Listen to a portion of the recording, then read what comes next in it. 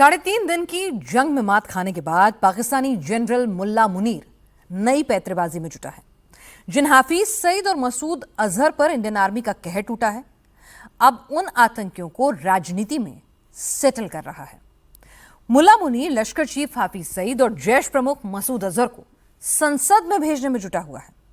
हिंदुस्तान के खिलाफ मुल्ला मुनीर कौन सा नया टेरर प्लान बना रहा है और कैसे पाकिस्तानी आतंकियों को फौज में वो शामिल कर रहा है, देखिए इस रिपोर्ट के जरिए। क्या हाफिज सईद अब नेता बनने वाला है? क्या मसूद अजहर पाकिस्तानी संसद में जाएगा? पाक आर्मी चीफ मुनीर का नया टेरर प्लान क्या है? पाकिस्तान में अब आतंकवादियों को मेन स्ट्रीम में लाया जाएगा, नेता बनाया जाएगा, चुनाव लड़वाया जाएगा, पाकिस्तानी संसद में पहुंचाया जाएगा। पाकिस्तानी फौज के प्रमुख मुल्ला मुनीर का यह नया पैंतरा है। भारत के खिलाफ पाकिस्तानी फौज का नया टेरर प्लान है। लश्कर के चीफ हाफिज सईद को चुनाव लड़वाओ, जैश मोहम्मद के चीफ मसूद अजहर को चुनाव लड़वाओ और इनको पाकिस्तानी संसद में पहुंचाओ। पाकिस्तानी आर्मी चीफ आसिम मुनीर पूर्व सैन्य तानाशाह जियाउल हक के नक्शे कदम पर चल रहा है। मुल्ला मिलिट्री अलायंस को रिवाइव कर रहा है। जनरल जियाउल हक ने 1977 से 1988 के अपने शासन में पाकिस्तान में इस्लामीकरण को बढ़ावा दिया, शरिया कानून लागू किए, मदरसों को प्रोत्साहन दिया और कट्टरपंथी विचारधारा को सेना और समाज में फैलाया। जिया के दौर में ज्यादातर सैन्य अफसर दाढ़ी रखने लगे। पाकिस्तान का मौजूदा जनरल आसिम मुनीर भी अपनी मजहबी छवि का पाकिस्तान में खूब प्रचार कर रहा है।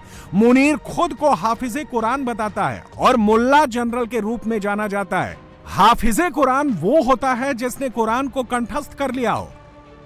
पाकिस्तानी आर्मी चीफ अब आतंकियों की फौज बना रहा है। सबसे पहले यह समझिए कि पाकिस्तानी आर्मी का चीफ आसिम मुनीर भारत से मात खाने के बाद भी क्यों फील्ड मार्शल बना। पहले आसिम मुनीर सिर्फ पाकिस्तानी आर्मी का चीफ था, अब वो पाकिस्तानी नेवी का भी बॉस है, एयरफोर्स का भी बॉस है और पाकिस्तानी आतंकवादियों का भी, जैश मोहम्मद का भी और लश्कर तैयबा का भी, सबका बॉस मुनीर है। इंडियन आर्मी ने ऑपरेशन सिंदूर के दौरान जिन जिन आतंकवादियों के ठिकानों को नष्ट किया है, मिट्टी में मिला दिया है, अब उन्हें मुल्ला मुनीर की प्लेसमेंट एजेंसी फिट कर रही है। किसको कहां लगाना है, किसको क्या काम देना है, सब कुछ तय कर रही है। मुरीदके के बाद लश्कर चीफ हाफिज को कहां लगाना है, मसूद अजहर को बहावलपुर में मात खाने के बाद कहां भेजना है, यह सब मुनीर की रिप्लेसमेंट एजेंसी तय कर रही है। फील्ड मार्शल मुनीर एलओसी पर जवानों से मिल रहा है, नई साजिश रच रहा है। ऑपरेशन सिंदूर के दौरान शिकस्त खाने के बावजूद भड़काऊ बयान देने से बाज नहीं आ रहा है। बकरीद के मौके पर एलओसी पर पहुंच गया, लेकिन यहां भी मुनीर झूठ और मक्कारी से बाज नहीं आया। मुनीर ने कश्मीर के लोगों के जंग में साथ देने की बात कही, साथ ही अपने जवानों के सामने झूठ बोला। भारत के जोरदार हमलों के बाद पाकिस्तान की फौज अपनी चौकियां छोड़कर भाग खड़ी हुई थी, लेकिन मुनीर ने भारत को जवाब देने के लिए पाकिस्तानी जवानों की तारीफ की, जो जंग में अपने हवाई अड्डे तबाह होने पर भी तालियां बजाए, जो जंग में बुरी शिकस्त खाकर भी अपना प्रमोशन करवाए, सम्मान करवाए और जंग में मुंह दिखाने लायक ना रहने पर भी विदेशों में जाकर ढिंढोरा पीटे। पाकिस्तानी उसे जोकर नहीं तो और क्या कहेंगे।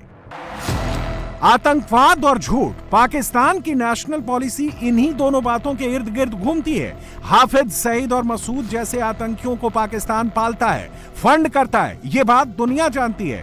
ऑपरेशन सिंदूर की वजह भी यही थी, लेकिन ना तो इन्हें आतंकवादी मानता है, ना इन पर कोई कार्रवाई के लिए राजी है।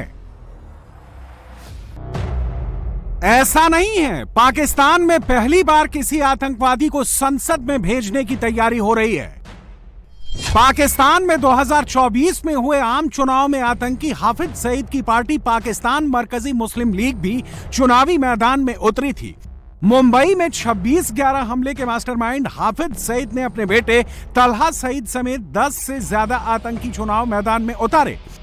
इसमें हाफिज का दामाद खालिद नाइक हाफिज, अब्दुल रऊफ कारी, मोहम्मद याकूब शेख, मोहम्मद हारिस डार जैसे आतंकी शामिल थे, जिन्हें अमेरिका ने आतंकी घोषित कर रखा है। लेकिन इन चुनावों में हाफिज की पार्टी को मुंह की खानी पड़ी। पाकिस्तान की जनता ने मरकजी मुस्लिम लीग नकार दिया।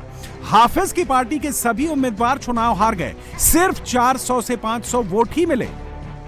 लेकिन अब एक बार फिर से मुल्ला मुनीर हाफिज जैसे आतंकवादियों को पाकिस्तान की मेन स्ट्रीम में घुसाने की कोशिश में लगा है। मुल्ला मुनीर अब आतंकी हाफिज सईद को सांसद बनाने में जुटा है। हाफिज के संगठन जमात-उद दावा ने 2017 में मिल्ली मुस्लिम लीग पार्टी बनाई थी। इसका उद्देश्य पाकिस्तान को इस्लामी देश बनाना था, लेकिन 2017 में पाकिस्तानी चुनाव आयोग ने पार्टी को मान्यता देने से इनकार कर दिया और 2018 के आम चुनाव में पार्टी को इस नाम का इस्तेमाल करने पर रोक लगा दी। इसके बाद मिल्ली मुस्लिम लीग के कई आतंकी अलग अलग पार्टियों से चुनाव मैदान में उतरे, लेकिन सबकी जमानत जब्त हो गई।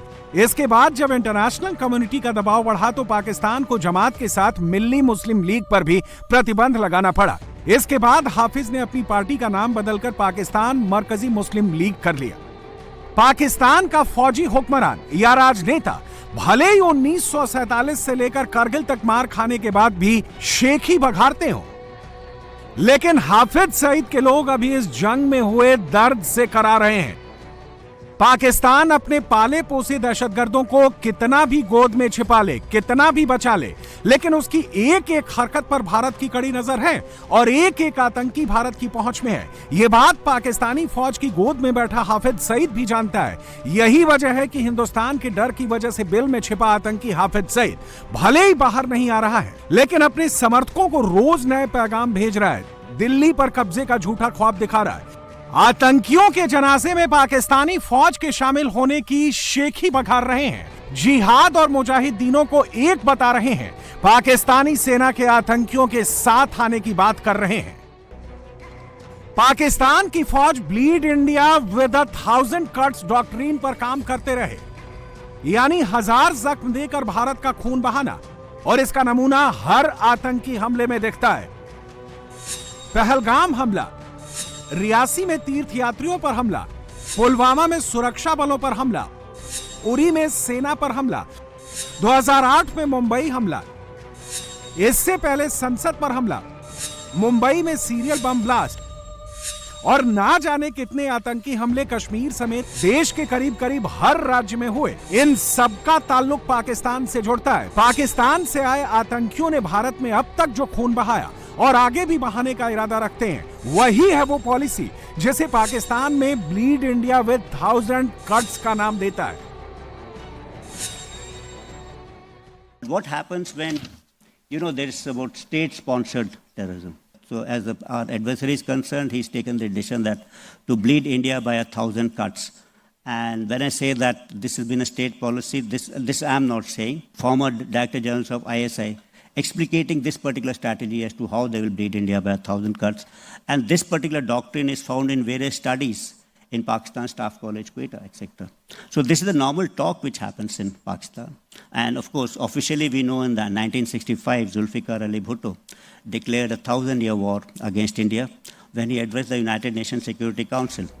आसिम मुनीर, कमर जावेद बाजवा, राहिल शरीफ, अशफाक परवेज कियानी, परवेज मुशर्रफ, जियाउल हक, ये वो नाम हैं जिन्होंने पाकिस्तान पर 1972 से लेकर अब तक असल राज किया है, और यही वो नाम हैं जो ब्लीड इंडिया विद 1000 कट्स वाली डॉक्ट्रीन के असल सूत्रधार भी हैं। पाकिस्तान के आर्मी जनरल, ये पॉलिसी ना तो नई है, ना इसका पहली बार जिक्र हुआ है। 2018 में तत्कालीन army chief general Vipin Rawat भी भारत को इसके बारे में आगाह कर चुके हैं।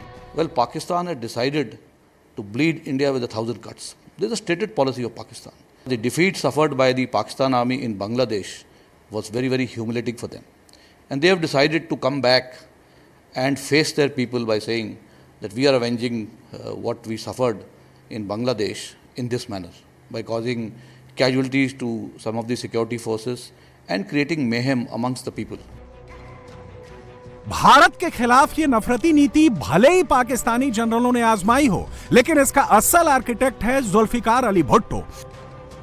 और अब वही काम पाकिस्तानी आर्मी चीफ मुल्ला मुनीर कर रहा है।